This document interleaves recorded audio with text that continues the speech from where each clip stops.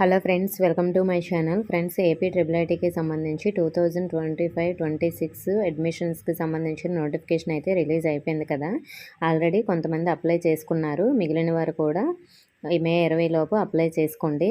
So మరి triple ఐటీలో seat రావాలంటే 10థ్లో ఎన్ని మార్క్స్ రావాలి, అలాగే సీట్ వచ్చిన తర్వాత ఫీజు ఎవరు ఎంత పే చేయాలి, ఏ క్యాస్ట్కి ఎన్ని సీట్లు ఉన్నాయి, లిస్ట్ ఎప్పుడు వస్తుంది, కౌన్సిలింగ్ ఎప్పుడు, డాక్యుమెంట్స్ ఏమి ఉండాలి, క్యాంపస్ నచ్చకపోతే మనం మళ్ళీ తిరిగి వెనక్కి వచ్చేయవచ్చా, ఇలాంటి మీ డౌట్స్ ఉన్నాయి కూడా ఈ వీడియోలో క్లియర్ చేస్తాను. ఒక్క వీడియో చూస్తే మీకు ట్రిపుల్ ఐటీ ఫస్ట్ నుంచి లాస్ట్ వరకు మొత్తం అర్థమైపోతుంది. ఈ ఒక్క వీడియో ఎక్కడ స్కిప్ చేయకుండా వినండి. మీకు ట్రిపుల్ ఐటీకి సంబంధించిన అన్ని డౌట్స్ కూడా క్లియర్ అయిపోతాయి. అలాగే కొత్తగా మన ఛానల్ చూస్తున్న వారు సబ్స్క్రైబ్ చేసుకొని పక్కన ఉన్న బెల్ ఐకాన్ ఆల్ అనే ఆప్షన్లో పెట్టుకోండి. ఫ్రెండ్స్, ఆల్రెడీ ట్రిపుల్ ఐటీకి అప్లై చేసుకున్నారు కదా కొంతమంది. ఇంకా ఎవరైనా అప్లై చేసుకోకపోతే ఆల్రెడీ నేను వీడియో చేశాను స్టెప్ బై స్టెప్ ఎలా అప్లై చేసుకోవాలని. మన ఛానల్లో ఉంటుంది చూడండి, లేదంటే డిస్క్రిప్షన్లో ప్లేలిస్ట్ లింక్ ఇచ్చాను, అందులో అయినా ఉంటుంది చూడండి. అలాగే మీరు ఏమైనా ఆల్రెడీ అప్లై చేసిన వాళ్ళు మిస్టేక్స్ చేస్తే మాత్రం అవి ఎలా సరి చేసుకోవాలో కూడా ఒక వీడియో అయితే చేశాను, అది కూడా ఉంటుంది చూడండి. మరి మనకి ఇప్పుడు నోటిఫికేషన్ వచ్చింది కదా, మే 20 తారీఖు లోపు 5 గంటల లోపు అయితే మీరు అప్లై చేసుకోవాలి, మిగిలిన వారందరూ కూడా.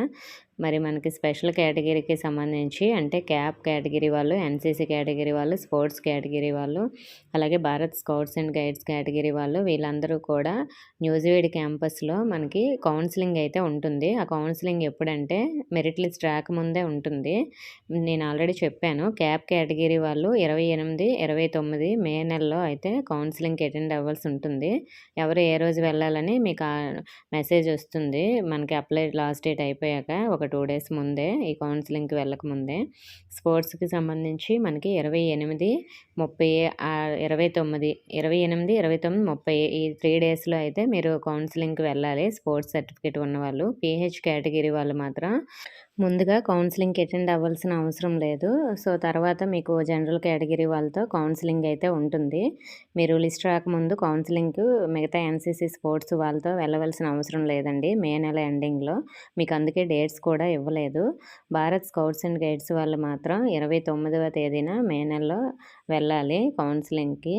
అంటే మనకి సర్టిఫికేట్స్ వాళ్ళు అయితే చూస్తారు. ఎన్సీసీ వాళ్ళు కూడా 29, 30, 31 3 డేస్లో మనకు కౌన్సిలింగ్ ఉంటుంది. మీకు ఇచ్చిన డేట్లో మీరు వెళ్ళాల్సి ఉంటుంది. సో మరి మనకి మెరిట్ లిస్టు మాత్రం అంటే జనరల్ కేటగిరీకి సంబంధించి మెరిట్ లిస్టు జూన్ 5వ తేదీన రిలీజ్ చేస్తారు. అంటే రిజల్ట్స్ ఆ రోజు వస్తాయన్నమాట. స్పెషల్ కేటగిరీ వాళ్ళవి మాత్రం ఆ రోజు రావు. పీహెచ్ వాళ్ళవి మాత్రం ఆ రోజు వచ్చేస్తాయి. స్పెషల్ కేటగిరీ వాళ్ళవి లేట్ అవుతాయి. నెక్స్ట్ మనకి సర్టిఫికేట్ వెరిఫికేషన్ అంటే general category, pH category counselling ఎప్పుడు ఉంటుందంటే న్యూజివీడ్కి సెలెక్ట్ అయిన వాళ్ళు న్యూజివీడ్లోనే కౌన్సిలింగ్ ఉంటుంది. 11వ తేదీనే అలాగే 12వ తేదీన ఉంటుంది జూన్ నెలలో. అదే ఒకవేళ మీరు ఇడుపులపై క్యాంపస్కి సెలెక్ట్ అయ్యారనుకోండి ఆర్కే వ్యాలీకి, సో అక్కడ కూడా మనకి ఆర్కే వ్యాలీ క్యాంపస్లోనే మనకి కౌన్సిలింగ్ ఉంటుంది. 11, 12వ తేదీలోనే ఉంటుంది. ఒకవేళ మీరు ఒంగోలు క్యాంపస్కి ఏమైనా సెలెక్ట్ అయ్యారనుకోండి, మీ కౌన్సిలింగ్ మాత్రం ఆర్కే వ్యాలీలోనే ఉంటుంది. ఒంగోలు క్యాంపస్కి సెలెక్ట్ అయిన వాళ్ళకి 13వ తేదీ, 14వ తేదీ జూన్ నెలలో ఉంటుంది. ఒంగోలు క్యాంపస్కి సెలెక్ట్ అయిన వాళ్ళు మాత్రం ఆర్కే వ్యాలీలో 2 ఇయర్స్ చదవాల్సి ఉంటుంది. బీటెక్కి మాత్రమే ఒంగోలు క్యాంపస్కి వెళ్తారు. నెక్స్ట్ శ్రీకాకుళం క్యాంపస్కి సెలెక్ట్ అయ్యారనుకోండి, శ్రీకాకుళం క్యాంపస్లోనే మీకు కౌన్సిలింగ్ ఉంటుంది. అది కూడా జూన్ 16వ తేదీన, 17వ తేదీన ఈ 2 డేస్లో ఉంటుంది. మరి మనకి కాలేజ్కి ఎప్పుడు వెళ్ళాలంటే 30వ తేదీన వెళ్ళాల్సి ఉంటుంది కాలేజ్కి. మనకి రిపోర్టింగ్ టైము ఇచ్చారన్నమాట. సో మరి మళ్ళీ మీకు మెసేజెస్ కూడా వస్తాయి సెలెక్ట్ అయిన వాళ్ళందరికీ కూడా. మరి స్పెషల్ కేటగిరీ లిస్ట్ అనేది లేట్ అవుతుంది, తర్వాత అనౌన్స్ చేస్తామని కూడా ఇచ్చారు. టెంటేటివ్ లిస్ట్ మాత్రం ఒకటి ఇస్తారండి. Special category last tentative list అయితే నేను పెడతాను, ప్రయారిటీ విధంగా ఇచ్చారు. ఆ లిస్ట్ తర్వాత పెడతాను. మనం ఎలా అప్లై చేసుకోవాలో నేను ఆల్రెడీ వీడియో చేశాను కదా. సో మీకు ఇంకా డౌట్ ఉంటే ఆ వీడియో చూసి అప్లై చేసుకోండి. మరి ఎవరు అప్లై చేసుకోవచ్చు అంటే 10th క్లాసు 2025లో చదివిన వాళ్ళు అప్లై చేసుకోవాలి. అది సిబిఎస్ఈ అయినా, ఐసిఎస్ఈ అయినా, ఏపీ స్టేట్ వాళ్ళైనా, సో ఎవరైనా కూడా అప్లై చేసుకోవచ్చు. అది మే 20 లోపే అప్లై చేసుకోవాలి. అలాగే మనకి రూల్ ఆఫ్ రిజర్వేషన్ ప్రకారం అయితే ఈ సీట్స్ అనేవి ఇస్తారు. అంటే రిజర్వేషన్ ప్రకారమే ఫిల్ చేయడం జరుగుతుంది. నెక్స్ట్ మనకి సెలక్షన్ మెథడ్ ఎలా ఉంటుందంటే, మనకి టోటల్ సీట్స్ 4400 సీట్స్ ఉన్నాయి. ఒక్కొక్క క్యాంపస్‌కి 1100 సీట్స్ అయితే అలాట్ చేస్తారు. అంటే మనకి ఈడబ్ల్యూఎస్ సీట్స్‌తో కలిపన్నమాట ఇవి. అంతకుముందు మనకి ఈడబ్ల్యూఎస్ సీట్స్ ఉండేవి కాదు. తర్వాత ఈ ఈడబ్ల్యూఎస్ సీట్స్ కూడా ఒక్కొక్క క్యాంపస్‌కి 100 సీట్ల ప్రకారము 400 సీట్లు యాడ్ అయ్యాయి. టోటల్‌గా మనకి 4400 సీట్లయితే ఇవ్వడం జరుగుతుంది. అలాగే మనకి admissions for 2 years PUC and 4 years BTech ప్రోగ్రామ్‌కి మనకి 10థ్ క్లాస్‌లో వచ్చిన మార్క్స్ ఆధారంగా మాత్రమే అడ్మిషన్స్ అనేవి జరుగుతాయని. ఒకవేళ గవర్నమెంట్ స్కూల్ స్టూడెంట్స్ అయితే, మీరు గవర్నమెంట్ స్కూల్‌లో చదివిన వారైతే మాత్రం మనకి 4% డిప్రివేషన్ స్కోర్ అనేది యాడ్ చేయడం జరుగుతుంది. అంటే ఔట్ ఆఫ్ మనకి 4 మార్క్స్ అయితే యాడ్ చేస్తారు ఔట్ ఆఫ్ 100కి. అంటే 100 మార్క్స్‌కి 4 మార్క్స్ యాడ్ అవుతాయి. సో, మరి ఈ విధంగా చూసుకున్నట్లయితే మనకి టోటల్‌గా మనకి 24 మార్క్స్ అనేవి యాడ్ అవ్వడం జరుగుతుంది. అది కూడా గవర్నమెంట్ స్కూల్ స్టూడెంట్స్‌కే. సో, ప్రైవేట్ స్కూల్ స్టూడెంట్స్‌కి యాడ్ అవ్వవు. ఒకవేళ ఏ ఏ స్కూల్‌కి యాడ్ అవుతాయి అనేది కూడా నేను వీడియో చేశాను చూడండి. నెక్స్ట్ మనకి రీవెరిఫికేషన్ పెట్టారు కదా చాలామంది. సో, మీరు ఇన్‌కేస్ ఒకవేళ రీవెరిఫికేషన్‌లో మీకు మార్క్స్ యాడ్ అయితే మాత్రం మీకు రీవెరిఫికేషన్ స్కాన్డ్ కాపీ అలాగే revised marks memo needs to be sent the admissions@rgkt.in అనే మెయిల్ ఐడి ఇచ్చారు. ఆ మెయిల్‌కి అయితే మీరు పెరిగిన మార్క్స్ మెయిల్ చేయాలి. ఎలా మెయిల్ చేయాలనేది కూడా నేను నెక్స్ట్ వీడియోలో చెప్తాను. అది మనకి ఏ విధంగా టైప్ చేసి పెట్టాలి, అలాగే ప్రూఫ్స్‌తో సహా అనేది నేను ఒక వీడియో అయితే చేస్తాను. లాస్ట్ ఇయర్ కూడా చేశాను. ఒకవేళ మీరు చూడాలనుకుంటే ఆ వీడియో చూడండి. అది కూడా మనకెప్పుడు మే 20th లోపే మనకి ఈ మార్క్స్ కూడా అప్లోడ్ చేయాల్సి ఉంటుంది. కాబట్టి మీకు ఈలోపే ఈ రిజల్ట్స్ వచ్చేస్తే వెంటనే మీరు మెయిల్ చేసేయండి. నెక్స్ట్ అంటే ఆల్రెడీ అప్లై చేసి ఉంటాయి. ఇంకా మీరు అప్లై చేయకుండా వెయిట్ చేస్తే రీవెరిఫికేషన్ రిజల్ట్స్ వచ్చాక మే 20 లోపు అయితే అప్లై చేసుకోండి. నెక్స్ట్ మనకి ఎలా అంటే ఒకవేళ ఇప్పుడు నేను చెప్పాను కదా! ఎవరికైనా లాస్ట్ సీట్ కోసం మార్క్స్ టై అయ్యి ఉంటే ఏ విధంగా మనకి చూసిస్తారు సబ్జెక్ట్ వైస్‌గాని. ఇది అందరికీ కాదండి. ఒక్క సీట్ మిగిలి ఒకే క్యాస్ట్ వాళ్ళకి సేమ్ మార్క్స్ ఉంటే దాన్ని ఎలా టై అప్ చేస్తారో ఇప్పుడు చూద్దాం. మీకు ఇంకా క్లియర్‌గా అర్థం అవ్వాలంటే లాస్ట్ ఒక వీడియో చేశాను. అది చూడండి క్లియర్‌గా అర్థమవుతుంది. సో, ఇప్పుడు సింపుల్‌గా చెప్తాను. హైయెస్ట్ మార్క్స్ మ్యాథమెటిక్స్‌లో చూస్తారు. అంటే ఫస్ట్ మ్యాథ్స్‌లో ఎవరికి మార్క్స్ ఎక్కువ వచ్చాయి అనేది చూస్తారు. ఇది అందరు స్టూడెంట్స్‌కి కాదండి ఇప్పుడే చెప్తున్నాను. సో, ఒకవేళ మీరు మెరిట్‌లో ఉంటే మీకు మ్యాథ్స్‌లో తక్కువ వచ్చినా, ఏ సబ్జెక్ట్‌లో ఎలా వచ్చినా కూడా ఇచ్చేస్తారు. సో, ఇప్పుడు 4400 సీట్లలో మీ క్యాస్ట్‌లో లాస్ట్ సీట్‌కి ఇద్దరు మెంబర్స్ ఒకే మార్క్స్ ఉన్నవాళ్ళైతే మాత్రం ఈ విధంగా చూస్తారు. మ్యాథ్స్‌లో ఎవరికి ఎక్కువ ఉంటే వాళ్ళకి ఇచ్చేస్తారు. లేదు ఇద్దరికి మ్యాథ్స్‌లో సమానంగా ఉన్నాయనుకోండి, సైన్స్‌లో చూస్తారు. సైన్స్‌లో కూడా ఇద్దరికి సమానంగా ఉంటే ఇంగ్లీష్‌లో చేస్తారు. ఇంగ్లీష్‌లో ఎవరికి ఎక్కువ ఉంటే వాళ్ళకి ఇచ్చేస్తారు. అప్పుడు కూడా ఇద్దరికి సమానంగా వచ్చాయనుకోండి సోషల్ స్టడీస్ చూస్తారు.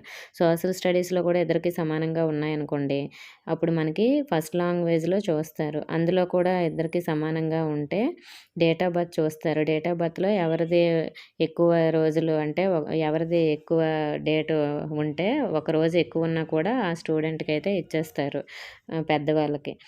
ఒకవేళ అది కూడా ఇద్దరు సేమ్ ఒకే డే పుట్టారనుకోండి, అప్పుడు ఎలా ఇస్తారంటే మనకి 10థ్ క్లాస్ హాల్ టికెట్‌లో ఎవరిది చిన్న నెంబర్ అయితే వాళ్ళకి ఇచ్చేస్తారనమాట. ఇలా చూస్తారు. ఫ్రెండ్స్ లాస్ట్ సీట్ కోసం అయితే ఈ విధంగా మనకి టై అయినప్పుడు మార్క్స్ అయితే చూస్తారు. అలాగే మనకి నోటిఫికేషన్‌లు ఇచ్చింది ఏమిటంటే, ఒకవేళ మీరు క్యాస్ట్ వైస్‌గా ఏమైనా మిస్టేక్స్ పెట్టారనుకోండి, మీది బీసీ క్యాస్ట్ అనుకోండి, మీరు ఎస్సీయో, ఎస్టీయో లేదంటే ఈడబ్ల్యూఎస్ అని మీరు అప్లికేషన్‌లో పెట్టేశారనుకోండి అప్లై చేసేటప్పుడు. కానీ అక్కడ మీరు కౌన్సిలింగ్ టైంలో బీసీ క్యాస్ట్ సర్టిఫికేటే మీ దగ్గర ఉంటుంది. అదే చూపిస్తారు. అలాంటప్పుడు మీ అడ్మిషన్ అనేది క్యాన్సిల్ చేసేస్తారు. అలా ఇవ్వరనమాట. దీనికి మాకు సంబంధం లేదని కూడా నోటిఫికేషన్‌లో క్లియర్‌గా ఇచ్చారు. కాబట్టి అప్లై చేసేటప్పుడే మీరు ఏ క్యాస్ట్ అయితే ఆ క్యాస్ట్‌ని కరెక్ట్‌గా చూసుకొనైతే సెలెక్ట్ చేసుకోండి. సో, ఎలాంటి విషయాల్లో కూడా సీటు పోయే అవకాశం ఉంటుంది కాబట్టి నెక్స్ట్ మనకి మీరు క్యాంపస్ కూడా ఆర్డర్ వైస్‌గా ఏది ప్రిఫరెన్స్ ఇచ్చారో మీ మార్క్స్ బట్టి అదే వాళ్ళైతే మీకు క్యాంపస్ ఇవ్వడం జరుగుతుంది. దీన్ని చేంజ్ చేయడం జరగదని. సో, మరి మీరు ఎనీ రాంగ్ ఎంట్రీస్ క్యాంపస్ ఇచ్చి తర్వాత అంటే ఒకవేళ మీకు న్యూజివీడ్ కావాలన్నా మీరు ఫస్ట్ ఆప్షన్ శ్రీకాకుళం ఇచ్చారనుకోండి, మీకు మార్క్స్ హైయెస్ట్‌లో ఉంటే మీకు శ్రీకాకుళంలో ఇచ్చేస్తారు. మాకు మిస్టేక్‌గా మేము శ్రీకాకుళం పెట్టాను, నాకు న్యూజివీడే కావాలి అనుకుంటే మాత్రం అలా ఇవ్వరు. ఇప్పుడు అప్లై చేసేటప్పుడే క్యాంపస్ కూడా కరెక్ట్‌గా అయితే మీరు ప్రిఫరెన్స్ ఇవ్వండి. ఫస్ట్ మీరు ఎందులో జాయిన్ అవ్వాలనుకుంటున్నారో ఆ క్యాంపస్ అనేది మీరు ఫస్ట్ ఇవ్వాల్సి ఉంటుంది. సో, ఈ విధంగా కూడా మనకి చూస్తారు. నెక్స్ట్ మీకు డిప్రివేషన్ కోర్ యాడ్ చేశాకే గవర్నమెంట్ స్కూల్ స్టూడెంట్స్‌కి డిప్రివేషన్ కోరు అంటే 24 మార్క్స్ యాడ్ చేశాకే లిస్ట్ అనేది ప్రిపేర్ చేస్తామని కూడా ఇక్కడ క్లియర్‌గా అయితే ఇచ్చారు. నెక్స్టు మనకి మెరిట్ లిస్ట్ అనేది మీరు సెలెక్ట్ అయినట్లు మనకి అఫీషియల్ వెబ్సైట్‌లోనే లిస్ట్ ఇస్తారు. అలాగే మీ మొబైల్‌కి, ఈమెయిల్‌కి కూడా మెసేజ్ అయితే వస్తుందండి. సో, మరి మీరు చెక్ చేసుకోండి అవి కూడా. ఒకవేళ రాంగ్‌గా మీరు ఈమెయిల్ అవి ఏమైనా ఇస్తే మాత్రం మీరు అఫీషియల్ వెబ్సైట్ ద్వారా అయినా మీ లిస్టులో నేమ్ ఉందా లేదనేది చెక్ చేసుకోండి. సో, మరి ఇంకా మనకి యూనివర్సిటీ వెబ్సైట్‌లోనే సెలక్షన్ లిస్టు పెడతారు. అలాగే ఏమేమి డాక్యుమెంట్స్ తీసుకువెళ్ళాలో అడ్మిషన్స్‌కి సంబంధించి అన్ని డీటెయిల్స్ అయితే వాళ్ళు పెడతామని క్లియర్‌గా అయితే చెప్పారు. సో, మరి కౌన్సిలింగ్‌కి ఏమేమి డాక్యుమెంట్స్ ఉండాలో అని నేను ఆల్రెడీ వీడియో అయితే చేశాను. మీరు అది చూడండి. ఏమైనా మీకు లిస్ట్‌లో నేమ్ ఉన్నా కూడా కౌన్సిలింగ్‌కి కరెక్ట్ డాక్యుమెంట్స్ లేకపోతే మాత్రం సీట్ క్యాన్సిల్ అయిపోతుంది. కాబట్టి ఆ వీడియో అయితే ఒకసారి చూడండి. సో, మనకి వీడియో ఇంకా లెంత్ అయిపోతుంది కాబట్టి డాక్యుమెంట్స్ అన్నీ చెప్తే. కాబట్టి అంటే మ్యాక్సిమం మీ దగ్గర ఉన్న 10థ్ class certificates 4th to 10th వరకు study certificates, 10th marks memo, అలాగే క్యాస్ట్ సర్టిఫికేటు, ఇన్కమ్ సర్టిఫికేటు, అలాగే ఎన్‌సీసీ వాళ్ళు గానీ, స్పోర్ట్స్ వాళ్ళు గానీ ఉంటే వాళ్ళ యొక్క సర్టిఫికేటు, అడ్మిషన్ ఫీజు. సో, మరి అడ్మిషన్ ఫీజు ఆ రోజే కౌన్సిలింగ్‌లో పే చేయాలి. ఎస్సీ, ఎస్టీ వాళ్ళైతే 3,700, మిగతా క్యాస్ట్ వాళ్ళైతే 4,200 అయితే పే చేయాలి. సో, మరి వీటితో పాటు కొన్ని సర్టిఫికేట్స్ కూడా నేను ఆ వీడియోలో చెప్పాను చూడండి. మనకి ఈ విధంగా అయితే అడ్మిషన్ టైంలో ఫీజు కూడా పే చేయాల్సి ఉంటుంది. మరి ట్యూషన్ ఫీజు వచ్చేసి మనకి ఫస్ట్ 2 ఇయర్స్ అంటే పీయూసీకి 45,000 ఒక ఇయర్‌కి ట్యూషన్ ఫీజు ఉంటుంది. అలాగే బీటెక్‌లో అయితే ఒక ఇయర్‌కి 50,000 ఉంటుంది. సో, మరి ఇది ఫీజనేది అందరూ పే చేయాలంటే గవర్నమెంటు 2.5 లాక్స్ లోపున్న వాళ్ళకి గవర్నమెంట్ అమౌంటు కాలేజ్ అకౌంట్‌లో వేస్తుంది కాబట్టి వీళ్ళు పే చేయాల్సిన అవసరం లేదు.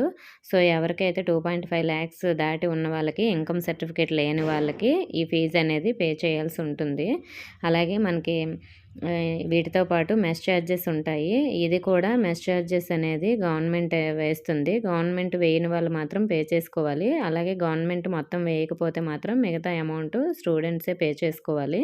సో, మనకి ఇంతకుముందు 2,500 నుంచి 3,000 ఉండేది. కానీ మనకి ఈ సంవత్సరం పెంచారు. 3,500 పెర్ మంత్ అని ఇక్కడ నోటిఫికేషన్‌లో అయితే ఇచ్చారండి. మీరు ఏపీ వాళ్ళు కాదనుకోండి, అదర్ స్టేట్ స్టూడెంట్స్ అనుకోండి. సో, మీకు మాత్రం ఫీజు 1,50,000 అయితే పెర్ ఇయర్ ఉంటుంది. అంటే సంవత్సరానికి 1,50,000 పే చేయాలి. దీంతో పాటు మళ్ళీ మెస్ ఛార్జెస్ ప్రతి నెల కూడా 3,500 పే చేయాలి. ఇంటర్నేషనల్ లేదా ఎన్ఆర్ఐ స్టూడెంట్స్ అయితే మాత్రం సంవత్సరానికి 3,00,000 అయితే పే చేయాల్సి ఉంటుంది. సో, మరి ఈ విధంగా అయితే మనకుంటుంది. ఏపీ వాళ్ళకైతే ఇంత ఫీజు కాదండి. ఏపీ వాళ్ళకైతే ఒకవేళ మీ దగ్గర ఇన్కమ్ సర్టిఫికేటు, ఫీజు రియంబర్స్‌మెంట్ రాకపోతే గవర్నమెంట్ ఎంప్లాయీస్ కానీ మీ పేరెంట్స్ అయితే సంవత్సరానికి 45,000 ఫస్ట్ 2 ఇయర్స్ పే చేయాలి. మిగతా 4 ఇయర్స్ సంవత్సరానికి 50,000 ట్యూషన్ ఫీజు పే చేయాలి. ప్రతి నెల మాత్రం అందరూ 3,500 పే చేయాలి. ఒకవేళ గవర్నమెంట్ మీకు మనీ వేస్తే మాత్రం మీరు ఎలిజిబుల్ అయితే ఆ స్కీమ్‌కి మీరు ఇది పే చేయాల్సిన అవసరం లేదు. సో, మరి ఈ ఫీజు తప్పించి మనకి వేరే ఫీజు, ఎగ్జామ్ ఫీజు అలాంటివేమీ అక్కడ ఉండవండి. సో, మరి ల్యాప్‌టాప్స్ ఇస్తారా అంటే ల్యాప్‌టాప్స్ కూడా ఇస్తారు. మనకి ట్రిపుల్ ఐటీలో కోర్సెస్ ఏముంటాయి ఇప్పుడు చూద్దాం. మనకి పీఈసీలో ఎంపీసీ అండ్ ఎంబైపీసీ కూడా ఉంటాయి. సో, మరి సబ్జెక్ట్స్ ఏమిటుంటాయంటే mathematics, physics, chemistry, English, Telugu, అలాగే కంప్యూటర్ ప్రోగ్రామింగు, అలాగే biology, next elementary biology. So, MBiPC తీసుకున్న వాళ్ళకి ఇవి ఉంటాయి. బీటెక్ ప్రోగ్రామ్స్ ఏమిటేంటి ఉంటాయంటే కెమికల్ ఇంజినీరింగు, ఇది ఓన్లీ న్యూజివీడు అండ్ ఆర్కే వ్యాలీలోనే మాత్రమే ఉంది. మిగతా క్యాంపస్‌లో లేదు. Civil engineering, computer science and engineering, next computer science and engineering with specialization in AI and ML, next electrical and electronics engineering, next electronics and communication engineering, next mechanical engineering, next మెటలాజికల్ and materials engineering. ఇది Nuzvid and RK వ్యాలీలో ఉంటుంది. ఇది కూడా first చెప్పింది, last చెప్పింది. అలాగే మనకి ఇక్కడ ఇంపార్టెంట్ ఇన్ఫర్మేషన్ కూడా ఏంటి ఇచ్చారంటే, ఒకవేళ మీరు పీయూసీకి అంటే ఒంగోలుకి క్యాంపస్‌కి సెలెక్ట్ అయ్యారనుకోండి. పీయూసీ మాత్రం 2 ఇయర్స్ ఆర్‌కే వ్యాలీ క్యాంపస్‌లోనే చదవాలి. ఒకవేళ మీరు శ్రీకాకుళంలో జాయిన్ అయ్యారనుకోండి, మీరు బీటెక్ మాత్రం ఒక లాస్ట్ 2 ఇయర్స్ లేదంటే 3 ఇయర్స్ అలా మీరు న్యూజివీడ్‌లో చదవాల్సుంటుంది. పీయూసీ మాత్రం శ్రీకాకుళంలోనే చదువుతారు. సో, ఈ 2 క్యాంపస్‌కైతే డిఫరెన్స్ ఇలా ఉంటుంది. ఒకవేళ మీరు ఫీజ్ రియంబర్స్‌మెంట్‌కి ఎలిజిబుల్ కాకపోతే మీ పేరెంట్స్ గవర్నమెంట్ స్టూడెంట్ అంటే గవర్నమెంట్స్ ఎంప్లాయీస్ అయితే మాత్రం ఆ స్టూడెంట్స్ అకాడమిక్ ఇయర్ బిగినింగ్‌లోనే అంటే స్టార్టింగ్‌లోనే ఫీజ్ అంతా పే చేయమని ఇక్కడ క్లియర్‌గా చెప్పారు. మిగతా వాళ్ళు అంటే గవర్నమెంట్ అమౌంట్ వేస్తే మాత్రం కాలేజ్ అకౌంట్‌లో ఏస్తే ప్రాబ్లమ్ లేదు. ఒకవేళ మీకు జాయింట్ అకౌంట్‌లో ఏమైనా మనీ క్రెడిట్ చేస్తే అంటే Vasathi Deevena, MTF fee mess charges గానీ అవి కాలేజ్‌కి పే చేయమని కూడా ఇక్కడ క్లియర్‌గా ఇచ్చారు. సో, మరి ఈ విధంగా ఉంటుంది. అలాగే ఏ క్యాస్ట్‌కి ఎన్ని సీట్లనేది నేను ఈ వీడియోలో చెప్పలేదు. ఇప్పటికే వీడియో లెంత్ అయిపోయింది. నేను అమ్మాయిలకి ఎన్ని సీట్లు, అబ్బాయిలకి ఎన్ని సీట్లు ఆ వీడియో కూడా చేశాను. ఒకసారి అది చూడండి. సో, మీకు ఎన్ని సీట్లు ఎలిజిబుల్ అవుతారు. అలాగే ఓసీ అంటే ఓపెన్ కేటగిరీ సీట్స్ కూడా ఎవరికొస్తాయని చెప్పాను కదా! అది చూడండి. క్యాంపస్ ఒకవేళ మీకు నచ్చకపోతే అంటే ఇప్పుడు మీరు ఒకవేళ కౌన్సెలింగ్ కంప్లీట్ అయిపోయింది. కాలేజ్‌కి వెళ్లారు. అయినా మీకు ఆ క్యాంపస్ నచ్చలేదు. ఒక 2, 3 డేస్ ఉన్న తర్వాత మీరు ఇంటికి వచ్చేయాలనుకుంటే మానేసి వచ్చేయొచ్చా అంటే సో, వచ్చేయొచ్చండి. లేదంటే ఒక 1 వీకు, 10 డేస్ చూసైనా కూడా వచ్చేయవచ్చు. సో, మరి మాకు క్యాంపస్ నచ్చలేదని చెప్పో ఏదో ఒకటి చెప్పి అక్కడి నుంచి బయటికి రావాలనుకుంటే వచ్చేయవచ్చు. అలాగే పీయూసీ 2 ఇయర్స్ అయిపోయిన తర్వాత కూడా మీరు బయటికి వచ్చేయవచ్చు అంటే బయటికి వచ్చేయవచ్చు. మీరు బీటెక్ వేరే దగ్గర చదవాలన్నా కూడా చదువుకోవచ్చు. మరి ట్రిపుల్ ఐటీలో సీట్ రావడం కోసం 10థ్‌లో ఎన్ని మార్క్స్ రావాలనేది నేను ఇప్పుడు మీకు వీడియోలో స్క్రీన్ పైన ఇస్తున్నాను కదా! ఆ మార్క్స్ మీరు దాటుంటే మాత్రం మీకు ఖచ్చితంగా సీట్ అయితే వచ్చేస్తుంది. సో, మరి ఆ వీడియో అయితే మీరు చూడండి. మీకు సీట్ వస్తుందా లేదా అనేది. సో, ఇంకా ఈ వీడియోలో మిగతా డీటెయిల్స్ అన్నీ చెప్పట్లేదు కాబట్టి, ఇప్పుడు నేను స్క్రీన్ పైన ఆ వీడియో ఉంటుంది చూడండి. ఇంకా మీకు ఏమైనా ట్రిపుల్ ఐటీకి సంబంధించి డౌట్స్ ఉన్నా కూడా నేను లైవ్ అయితే చేస్తాను. మీరు ఆ లైవ్‌లో జాయిన్ అవ్వండి. మీ డౌట్స్ అన్నీ క్లియర్ అవుతాయి. ఇన్ఫర్మేషన్ నచ్చితే వీడియోని తప్పకుండా లైక్ చేసి మీ ఫ్రెండ్స్‌కి కూడా షేర్ చేయండి. మన ఛానల్ కొత్తగా చూస్తున్న వారు సబ్స్క్రైబ్ చేసుకొని పక్కన ఉన్న బెల్ ఐకాన్ ఆల్ అనే ఆప్షన్‌లో పెట్టుకోండి. Thank you for watching.